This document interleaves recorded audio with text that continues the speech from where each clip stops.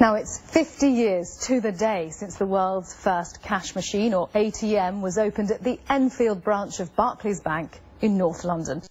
There are now 3 million of them around the world, but in an era where we increasingly use everything but cash to pay for stuff, does the technology that was once cutting edge have a future? Simon Gompertz reports. 1967, a revolution, the first money from a hole in the wall. You put in a voucher, then a code, and you got 10 £1 notes. Reg Varney, a TV celebrity of the time, had a go, and the cash machine was born. And this is what we've come to. Less a cash machine than a mini bank. On these ones, you can even open a bank account, signing your name. It'll take my photo as well, just to prove that it's me. You'll be able to see and talk to bank staff directly on the screen and take out money using your mobile phone. You don't have to have the card. So we're light years ahead of 50 years ago, but is this the sort of banking we actually want? We're doing our banking on our mobile phones and on our laptops. Why do I need to do it at a cash machine? You're not the only user. There are other users. Don't think of it like a machine. It's a piece of real estate. What can you do with a kiosk, with a real estate that's expensive? How can you bring more things into this real estate? Wedding. By the time I get there, it'll be a Christmas. It's a piece of real estate which changed our lives, because you didn't have to worry about when the banks might be open. 5 quid. What about a tip? No thanks, I never accept money from strangers. But now cash itself is under threat from contactless cards and smartphones. The Bank of England's chief cashier, who signs our banknotes, agrees the cash machine has to do other things. Some people may just like the plain vanilla bits they can get. Others will be looking for the whizziest bit that a cash machine can offer. I've heard you might even be able to sort of trade in shares on a cash machine. So I think some people will be sort of striving to get more from that machine, and you can get a one-stop shop. Brilliant. This one shows you if someone's looking over your shoulder to steal your PIN code. Reassurance you might want if they close your branch to replace it with a machine. We're moving towards a no bank branch era. We used to have about 20,000 bank branches in the UK. Soon we'll have 4,000. And ATMs of the future, smart ATMs as we're calling them, will actually provide 99% of all the services that people can get from bank branches today. That's not a world everyone will welcome, but the technology unleashed back in the 60s is still transforming the way we bank half a century later. Simon Gompertz, BBC News. So are we going to become a cashless society, or do ATMs have a long-term future? Well, you saw him in that report. Ron Delnevo, he's the European Director of the ATM Industry Association. He's with me, I'm pleased to say.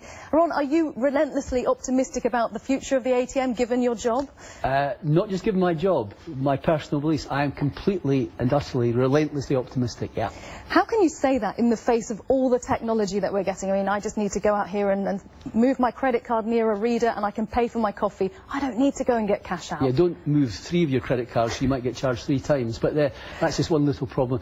I think the thing is that much of the new technology is actually going into ATMs, so that's quite exciting. You know, we're celebrating rightly today 50 years of ATMs, but the next 50 years are going to be even more exciting.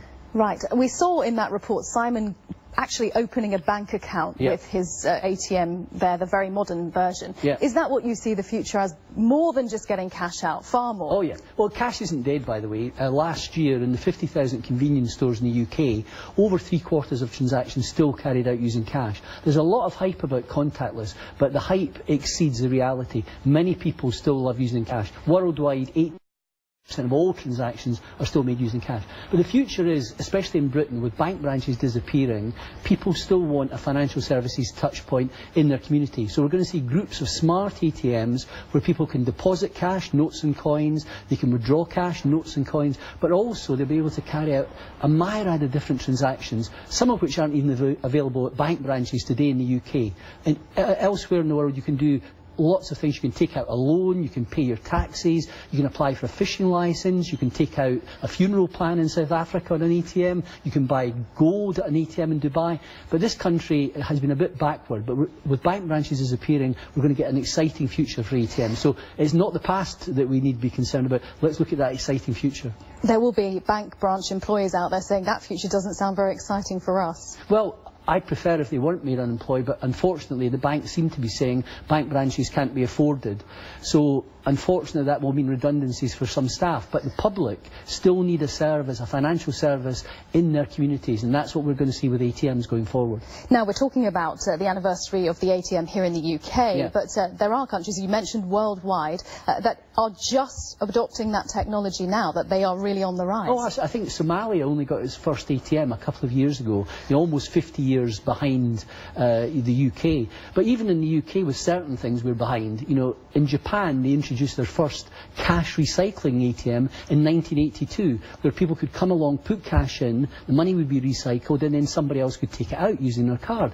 We still haven't got one of those working in the UK today. So, you know, there's still room for innovation in the UK. So it's exciting to see new countries getting ATMs, but even more exciting in sophisticated countries like the UK that there's still potential for ATMs to do much more than they do today. When you look back and you see how we take this technology for granted, I mean, does it make you laugh almost at how novel this technology was, to not have to go in, wait for bank opening hours, talk to anyone, sign any forms, just simply to go and pop your card into a machine? Yeah, I mean, to be honest, John Chapter Barn, who invented the ATM, his ambition was simply he could go to his own bank branch when the doors were closed and get money out of that machine. And it was a long time before you could do more than that. You could only go to your own bank branch and use the ATM situated there. He never dreamt that ATMs would be networked in the way they are today, so that you can go anywhere in the world and use your card in an ATM.